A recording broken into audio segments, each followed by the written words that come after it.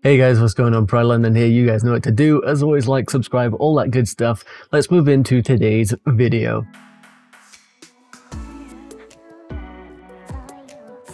So we're starting off with some possibly big news, and that is Chelsea eyed two alternatives to Chilwell. Leicester City's 85 million price tag placed on Chilwell could see the Blues look elsewhere to resolve the left-back issue this summer.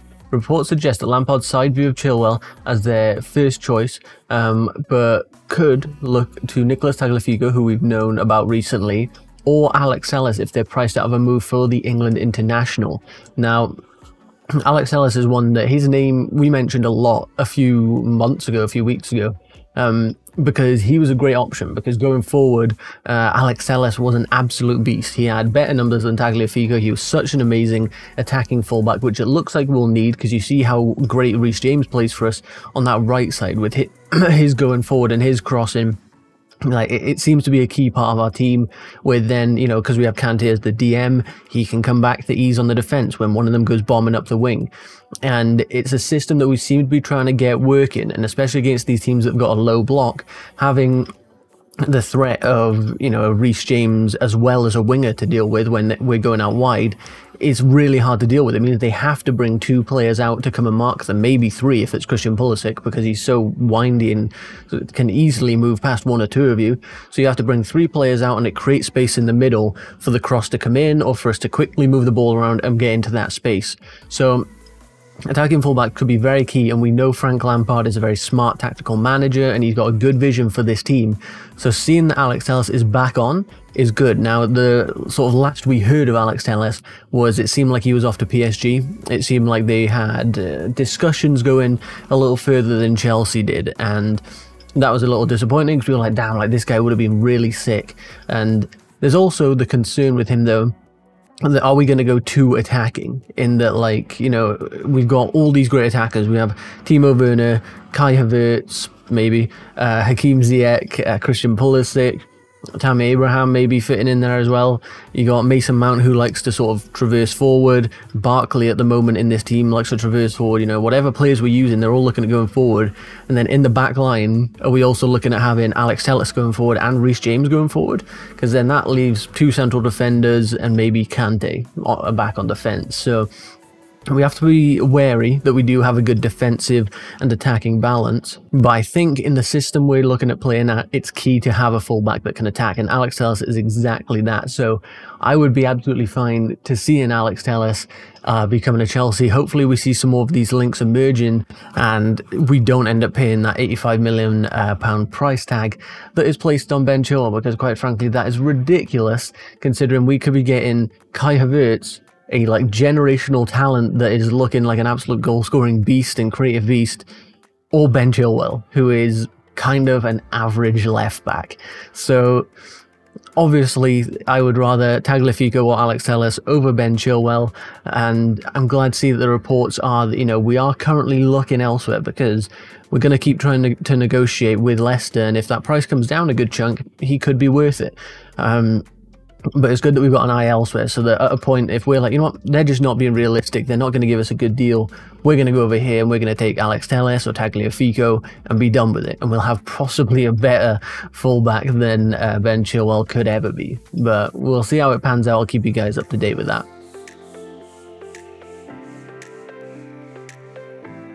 Now, if you're into your sort of youth players when it comes to Chelsea, ones that currently aren't with us, Crystal Palace are set to launch a £10 million bid for Chelsea midfielder this summer.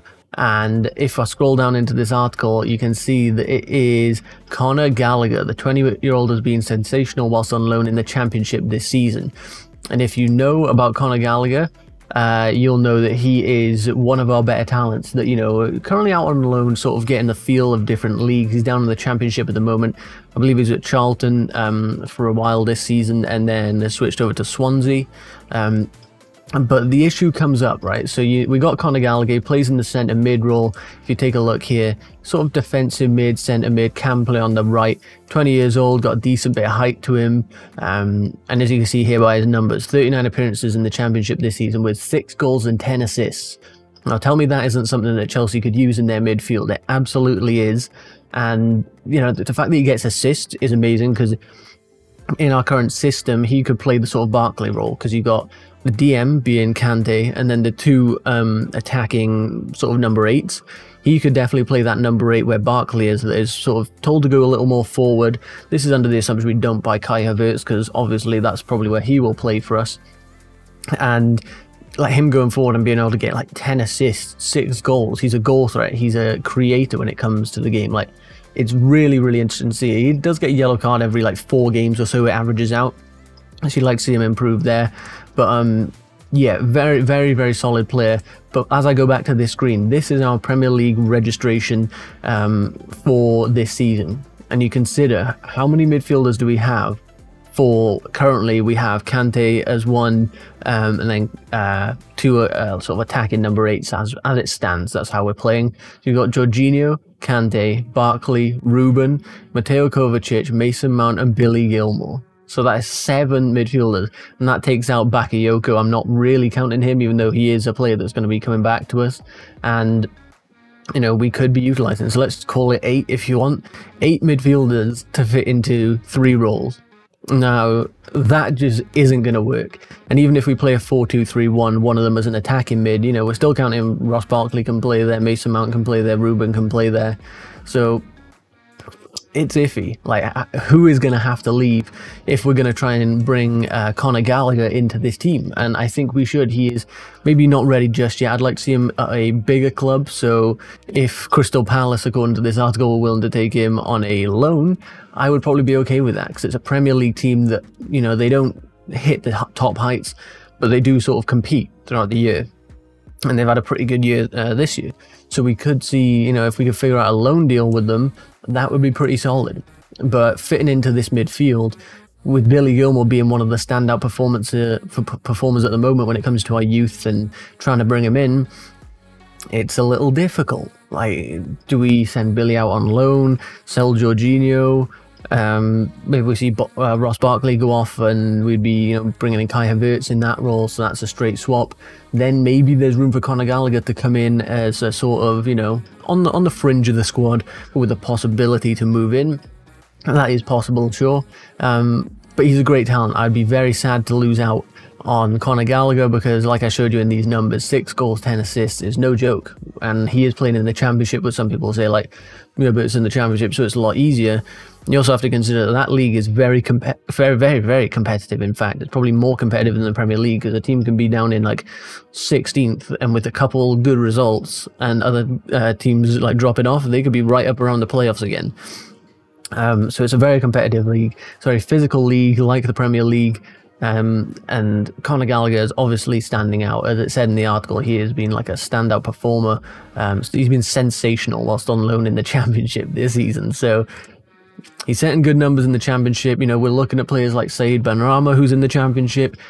If we're, you know, going to allow him to be a player that we think, you know what, he can do it there, we'll bring him in, then we have to think the same with Conor Gallagher, and I think he's got what it takes. So be interesting to see how this one sets out. I do not want to see us accept 10 million for him. His value is only about 5 million here. But as soon as he moves up to a Premier League club and shows his worth there, I think that's when you're going to see that value just start skyrocketing, and you're going to see, okay, now this guy is worth like 20 mil. And when he starts playing for Chelsea, we're going to see a shoot up to like 40, 50 mil, because I do think this guy has got what it takes to be a pretty top player.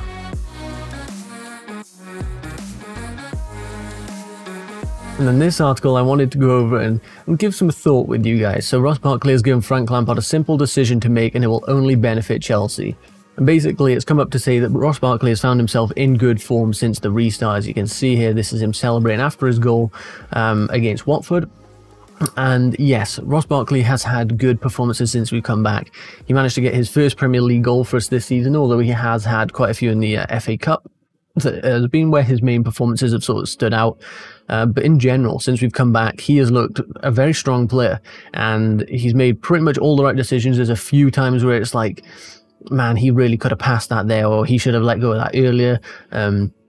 He killed the attack or something like that. And yes, those moments, you know, are bad and he needs to work on them, but it is the kind of thing you can improve. You can improve your decision making. You can't always improve how fast you can run or how physical you are. Like sometimes like someone like Kante just isn't set to be a physical like guy.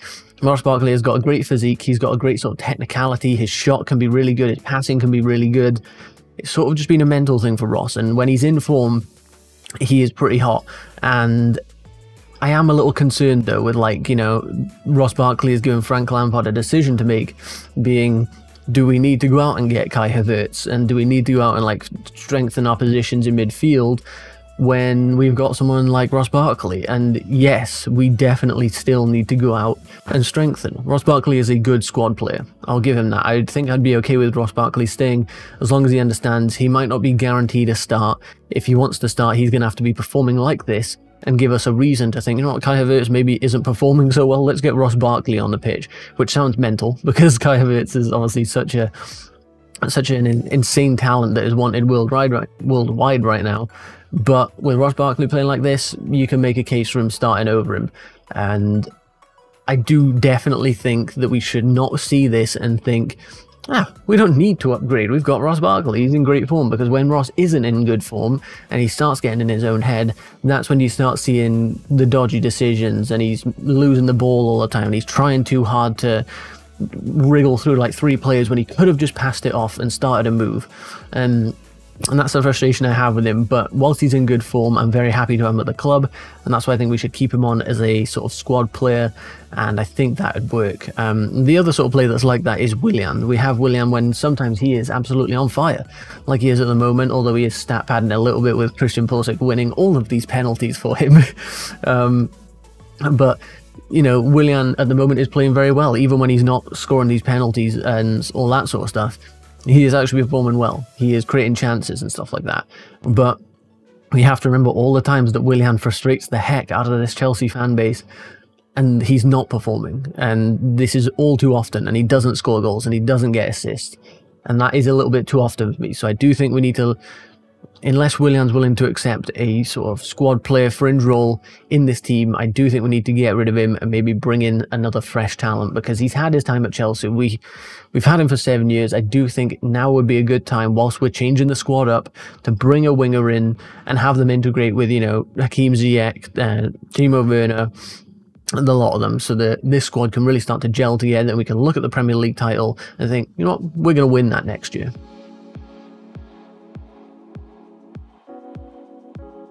So some potentially bad news then. Kurt Zouma's representatives are locked in talks with PSG over a possible move this summer. And that is by Le Temps Sport, and then this guy has just translated it because they are not an English writing like reporter. But is that good news? Is that bad news? Personally, I see that as very bad news. He is our best centre-back as it stands. We saw against Watford, he came into the team and he changed that team. He showed a lot of dominance in the air. He's not perfect, you know. He is not like the Van Dijk of our team, or he's not like, you know, the upper echelons of the world's best defenders, but he absolutely is a solid one if you ask me, and he is definitely the best one in our team. When he's having a good performance, sometimes he makes the silly mistakes like I mentioned before, but for the rest of the season I want him in our team. And if we're not looking to improve our defence this season, and we're thinking, you know what, maybe this season we're going to focus on attackers like Kai Havertz, Hakim Ziyech, Timo Werner. Next season we'll maybe look at maybe a goalkeeper, depending on how Kepa performs, a centre-back, stuff like that, then maybe then we'd see Kurt Zouma leaving. If we had plans for a big upgrade, whether that means like 2 centre-backs coming in or something like that, you know, I'm talking big stages, not just bringing one in.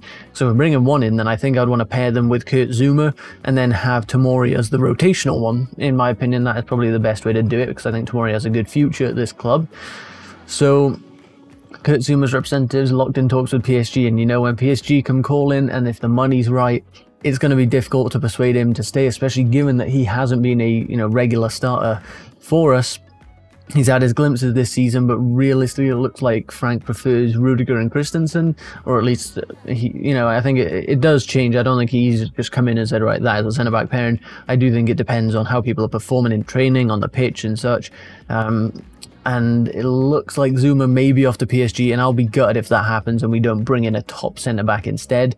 If we do end up selling him, and that means that we can get a big centre-back in, then sure, I'm fine with it.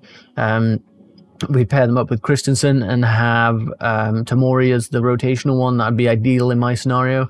I'm fine with that if it means, you know, we're going to bring in a good one if we sell Kurt.